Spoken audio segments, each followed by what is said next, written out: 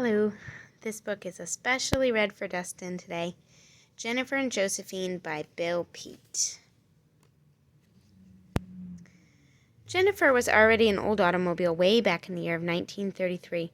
The old touring car had traveled over 100,000 miles and had been sold or traded so many times she couldn't remember all of the owners.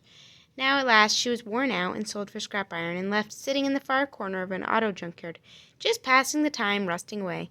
Still, Jennifer wasn't altogether unhappy. At least she had a friend, a scrawny stray cat named Josephine. Josephine had raised a litter of kittens in the back seat of the old car.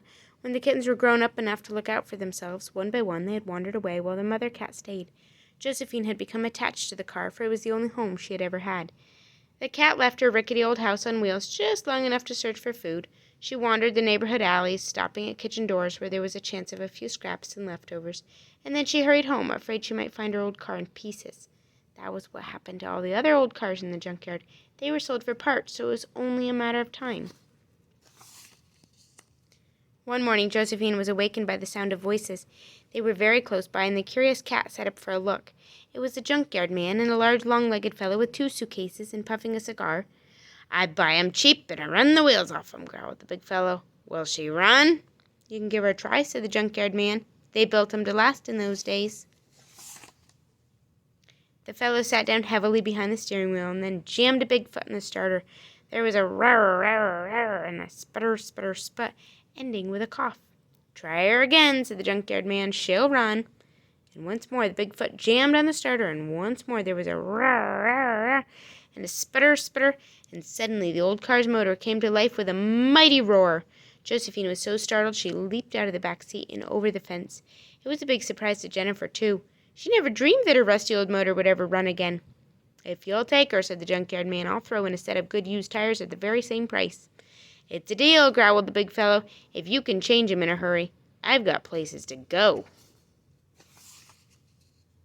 In half an hour, Jennifer went tottering across the junkyard on a set of good used tires.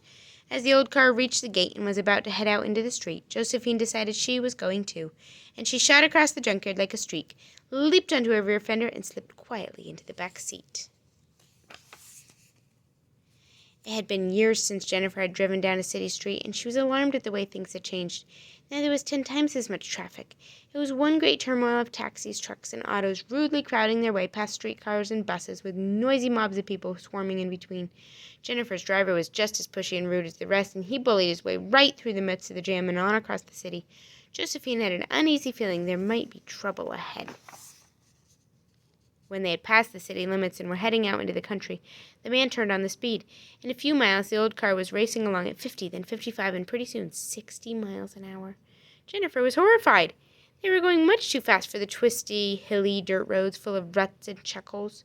The poor cat was scared, for this was her first automobile ride. The fastest she'd ever traveled was on her own 4 feet, and both the car and the cat were relieved when at last they pulled into a small town. The frantic fellow brought the car to a jolting stop on a main street, jerked his suitcases off the seat, and went charging into a hardware store.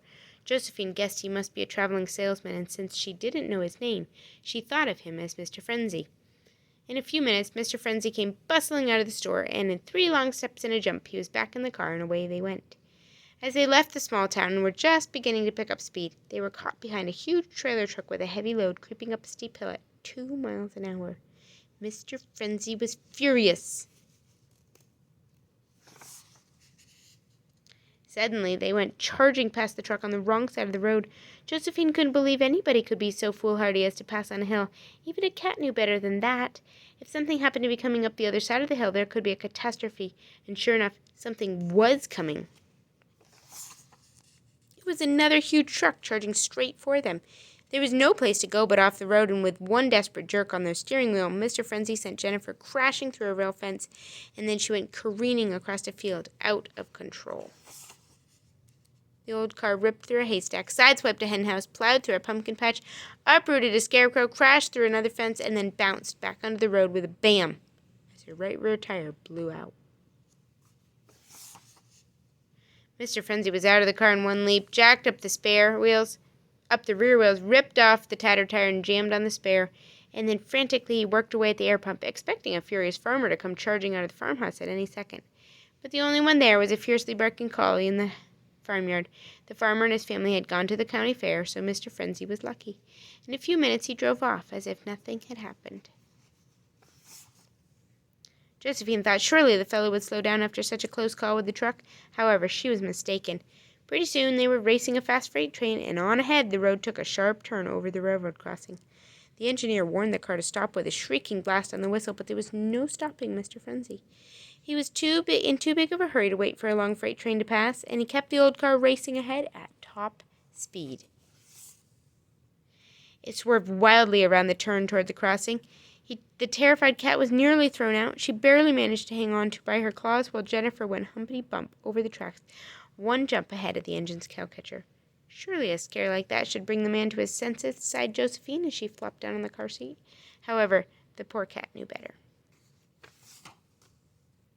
The foolhardy Mr. Frenzy kept a big foot jammed on the gas pedal, and the old car raced on while Josephine worried. They were heading straight into a storm. Billowing black clouds rolled over the countryside, and a streak of lightning shot through the sky, followed by a great rumble of thunder.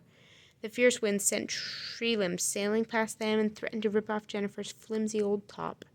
Then the rain came soaring down, pounding the dusty road into slippery mud, and still the frantic fellow sent the old car racing on at top speed. As night came on, Mr. Frenzy wheeled the old car into a service station at a crossroad. She was nearly out of gas, and after the tank was filled and he had paid the attendant, Mr. Frenzy asked, "How's the road to Martinstown?" "Hilly as a camel's back and all mud," warned the man. "If you tie that road tonight, you're taking an awful chance." Well, an awful chance was just the thing for Mr. Frenzy, and Josephine wasn't a bit surprised as they headed down the road to Martinstown through the driving rain. As the man had warned, the road was hilly as a camel's back and all mud. As Jennifer struggled up and down the hills, her churning wheels began slipping backwards and then sideways, and suddenly she skidded off the road, plunging over an embankment into a ravine to end up nose down in a tangle of brush. Still, there was no stopping Mr. Frenzy. He pulled off his shoes and socks, rolled up his pant legs, jerked the suitcases off the seat, and leaped up the embankment and went sloshing away through the mud towards Martinstown. Josephine was left crouched in a corner on the back seat, where she remained while the rain kept roaring down without a let-up. By morning, the stream that trickled down the ravine had become a raging torrent of muddy water. The powerful current swirled up to the old car's front fenders and headlights, turning her half around. Josephine was desperate. If something wasn't done soon, her old car would be swept away. She scrambled out onto the top, looking wildly about for help, but there wasn't a soul in sight. The only sign of life was a red barn just over the hill beyond the trees. In one leap, Josephine took off across the woods straight for the barn. She hoped someone was there who could help. The miserably wet cat fought her way through the brambles and brush, dodging past trees, bounding over logs, and then slipped under a rail fence into a barnyard. At first glance, the place seemed deserted, and then as she approached the barn, she discovered someone. A small boy was in the barn, feeding a swarm of fat farm cats. Josephine quickly caught his attention with a loud, mournful meow. "Here, cat," he called, "come in out of the rain and have some breakfast." Josephine replied with another mournful meow and headed back for the woods. "I bet she's got a batch of kittens out there," thought the boy, and he left the other cats to go splashing across the barnyard. He vaulted the rail fence and went stumbling along through the tangle of undergrowth, with the scrawny stray cat leading the way. When they finally reached the old car, the boy peeked inside.